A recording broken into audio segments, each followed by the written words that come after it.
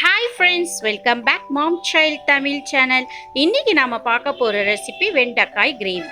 Maths சரியா வராத பசங்களுக்கு மேக்ஸ் டீச்சர் அதிகமாக ரெக்கமெண்ட் பண்ற ஒரு காய்கறினா அது வெண்டைக்காய். ஏன்னா இதுல பெக்டின் மற்றும் கோந்து பொருள் கரையும் நார் சத்து அதிகமாக இருக்கு. பல உணவுப் பொருட்களில் நார் சத்து இருந்தாலும் வெண்டைக்காயில இருக்கிற நார் சத்தானது ஆளி விதையில் இருக்கும் நார் சத்துக்கு ஈக்குவலா இருக்கு. நார் சத்து இருப்பதால் இது அறிவு வளர்ச்சியையும் ஞாபக சக்தியையும் அதிகரிக்கிறது. எல்லா நோய்களும் பெருங்குடலில் தான் உருவாகுது. வெண்டைக்காயில இருக்கிற நார் சத்து நீரை உறிஞ்சி அதிக மலம் வெளியேற உதவுது.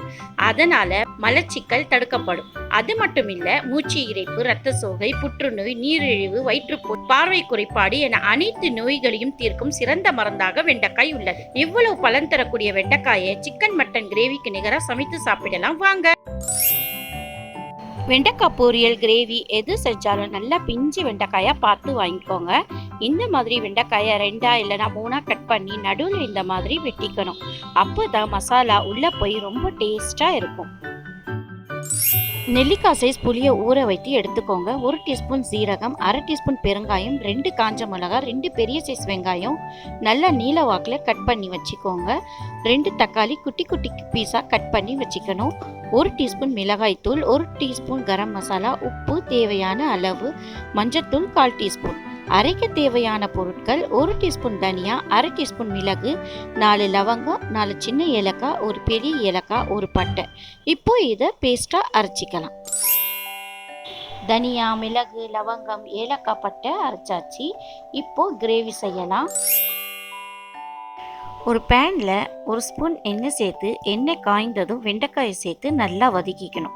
இப்போ இதில் ஒரு வழுவழுப்பு தன்மை இருக்குல்ல, இந்த எண்ணெயில் இந்த மாதிரி வதக்குறதுனால கொஞ்சம் இந்த வழுவழுப்பு தன்மை நீங்கும்.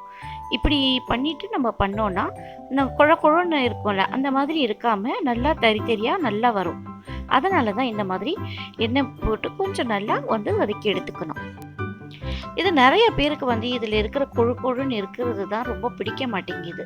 ஸோ அதனால நம்ம இந்த மாதிரி பண்ணிக்கிட்டு கொஞ்சம் நல்லா எண்ணெய் போட்டு வதக்கிக்கிட்டு நம்ம கொடுத்தோம்னா கிரேவி நல்லா இருக்கும். கொஞ்சம் நல்லா வறுத்து எடுத்துக்கோங்க. இப்போ பாருங்கள், இந்த ஸ்டேஜ் கொஞ்சம் கலர் மாறி இருக்க பாருங்கள். இந்த ஸ்டேஜில் நம்ம ஆஃப் பண்ணிடலாம். இப்போ இந்த வெண்டைக்காவை நம்ம தனியாக எடுத்து வச்சிடலாம். அதே பேனில் ஒரு 2 ஸ்பூன் அளவுக்கு எண்ணெய் சேர்த்துக்கோங்க. எண்ணெய் சேர்த்து எண்ணெய் காய்ந்ததும் 1 ஸ்பூன் சீரகம், 2 காஞ்ச மிளகாய், பெருங்காயம் சேர்த்து கொஞ்சம் வறுபட்ட பிறகு நறுக்கி வச்சிருக்கிற வெங்காயத்தை நம்ம இதில் சேர்த்துக்கணும்.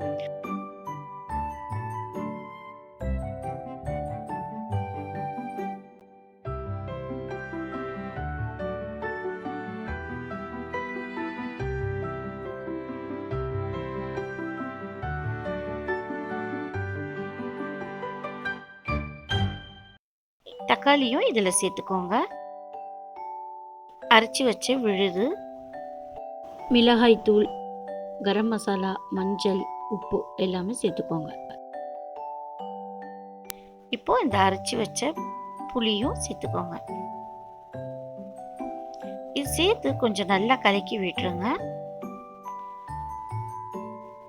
இந்த மசாலாவோடைய பச்சை வாசனை போகிறதுக்காக கொஞ்சம் தண்ணீர் சேர்த்து நல்லா கலக்கி விட்டுருங்க.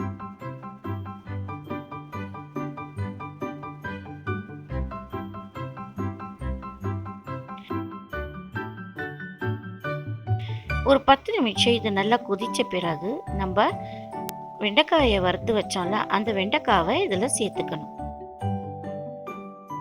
இப்போ இந்த வெண்டைக்காவை சேர்த்து நல்லா கலக்கி விட்டுறணும். நல்லா கலக்கி விட்டுருங்க. இப்போ இந்த கிரேவி வெண்டைக்காய்க்குள்ளே நல்லா ஊறணும். ஸோ அதனால் சிம்மில் ஒரு 15 நிமிஷம் நல்லா வேக விட்டுருங்க. இது நம்ம க்ளோஸ் பண்ணி வைக்கக்கூடாது. க்ளோஸ் பண்ணோன்னா தண்ணி ஊறும். ஸோ தண்ணி ஊறுனா வெண்டைக்காய்க்கு அவ்வளோவா நமக்கு டேஸ்ட் கிடைக்காது, சல்லுன்னு ஆயிரும். ஸோ க்ளோஸ் பண்ணாமல் ஓப்பன்லேயே வச்சு இது குக் பண்ணிக்கோங்க. இந்த கிரேவி ரொம்ப டேஸ்ட்டாக இருக்கும். எல்லா விதமான சாப்பாட்டுக்கும் சைட் டிஷ்ஷாக சாப்பிடலாம். அவ்வளோ டேஸ்ட்டாக இருக்கும். இது நீங்கள் சமைச்சு பார்த்துட்டு உங்களுடைய ஃபீட்பேக்ஸை எங்களுடைய கமெண்ட் பாக்ஸில் எழுதுங்க. ஃப்ரெண்ட்ஸ், என்னுடைய ரெசிபிஸ் உங்களுக்கு பிடிச்சிருந்தா லைக் பண்ணுங்கள், ஷேர் பண்ணுங்கள், சப்ஸ்கிரைப் பண்ணுங்கள். அண்ட் தேங்க்யூ ஃபார் வாட்சிங் அவர் வீடியோ.